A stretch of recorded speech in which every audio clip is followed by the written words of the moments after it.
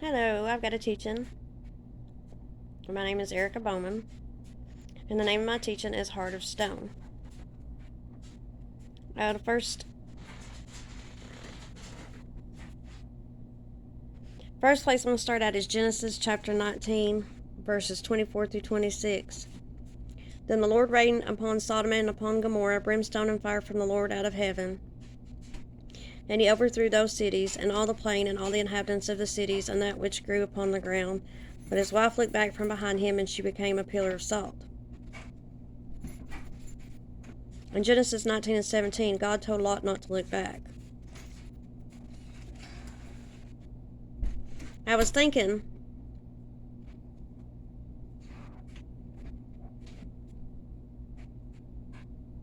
when we look back at trials or events that have happened in our past, it can cause us to harbor unforgiveness or anger or hurt, bad fruits of the Spirit, and make our hearts turn bitter and to stone, like Lot's wife turned to stone when she looked back. A lot of times we will hold on to unforgiveness or hurt or bad things that happened in our past.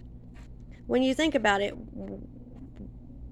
or if you think about it, whenever you think about that stuff, it brings up hurt and anger and bad fruits instead of good fruits. And if you continue to dwell on it in time, it will harden your heart to where that you can't be used and bear good fruit, and basically your heart's turned to stone.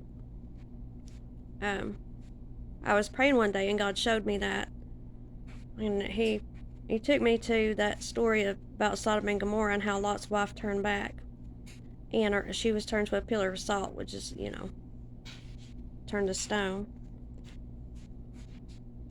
In Luke chapter 9 verse 62, it says, "No one who puts his hand to the plow and looks back is fit for the kingdom of God." The place I'm going to go is Galatians chapter 5 verses 16 through 25.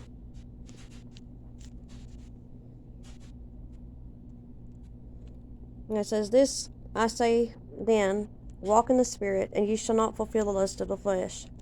For the flesh lusteth against the Spirit, and the Spirit against the flesh, and these are contrary the one to the other, so that ye cannot do the things that ye would. But if ye be led of the Spirit, ye are not under the law. Now the works of the flesh are manifest, which are these: adultery, fornication, uncleanness, lasciviousness, idolatry, witchcraft, hatred, variance, emulations, wrath, strife, seditions, heresies, envyings, murders, drunkenness, revellings, and such like, of the which I tell you before, as I have also told you in time past, that they which do such things shall not inherit the kingdom of God. But the fruit of the Spirit is love, joy, peace, long-suffering, gentleness, goodness, faith, meekness, temperance. Against such there is no law. And they that are Christ have crucified the flesh with the affections and lust. If we live in the Spirit, let us also walk in the Spirit." Okay. Basically, what God showed me was the works of the flesh, us being in our flesh, can come from looking back and having the bitterness and anger and unforgiveness if we hold it, things against people, and we make our hearts turn bitter. And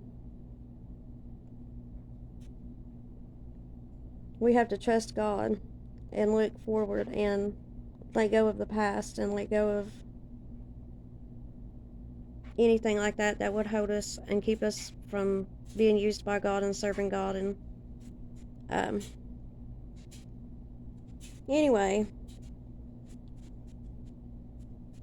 I can't really read my writing.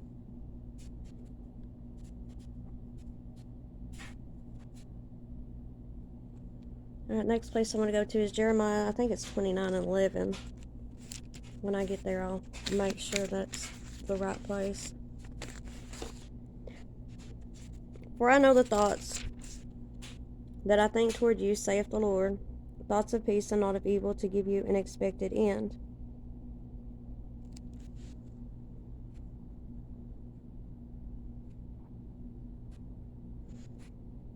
And then somewhere else, and I'm not sure if it's a different version or if it's somewhere else in the Bible, but it says, I know the plans I have for you, declares the Lord. Plans to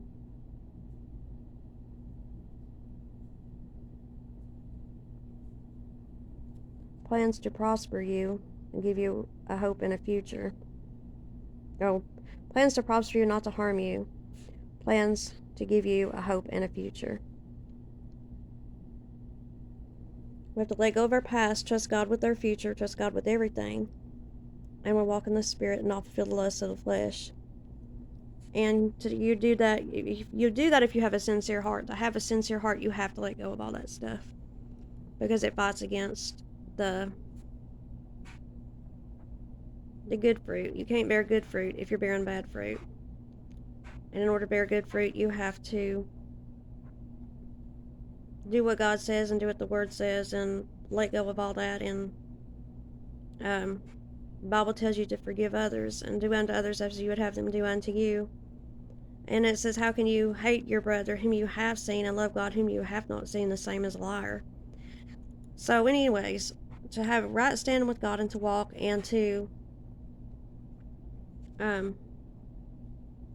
walk in the Spirit and to walk and to bear good fruit, we have to get rid of that bad fruit. Anyway, I hope I've helped somebody. I hope you've learned something. God bless you and have a great day.